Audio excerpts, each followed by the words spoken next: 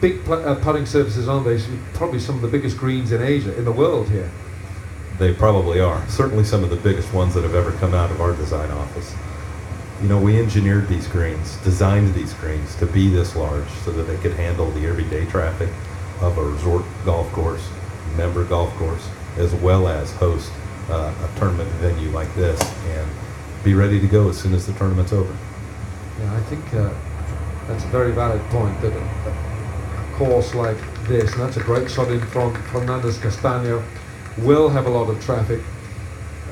Talking to Peter Downey a couple of weeks ago, and he said that they just don't have enough days in the week to accommodate all the people who want to play on this golf course. Right, and with large putting surfaces, you can handle the traffic stress and the day-to-day issues that presents. Somkiat Srisanga from Thailand with a nice shot in here.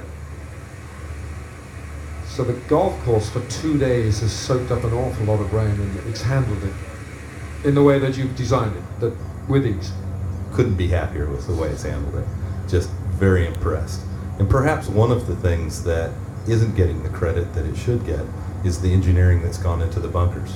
I can't remember ever seeing a rain event like we had yesterday where the sand was still in place like it was during the tournament.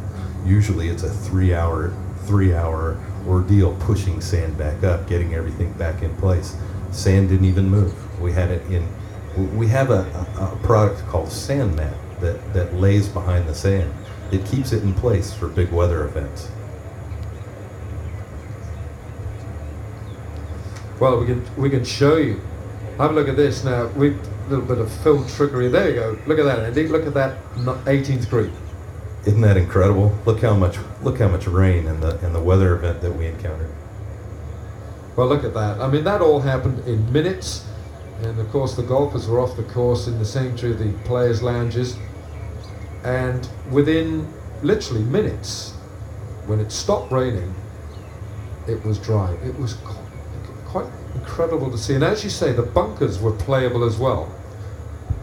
Well, ordinarily, and you see the bunkers there on 18. Usually after a thunderstorm like that, you say the faces have just been washed away. But there, the sand is still on the faces of the bunker. Absolutely. Didn't even move. It stayed exactly where it was supposed to stay. Once the rain event was over, it was in perfect condition. And it's usually the bunkers after a rain delay that takes a lot longer to re-prepare, and that's what the green staff, and there's a longer delay. So in a situation like this, you can get the players back out on the golf course a lot sooner. Exactly. It's probably one of the best tools in modern day golf course construction that is useful in an environment such as this where rain is so unpredictable. Well, I'm not a bomber or a weatherman, but it looked like, Dom, did you have a look out the back there? Was a bit of a dark cloud forming there? Yeah, it looks like it's coming over from the city there, and well, fingers crossed. We really don't want any more rain.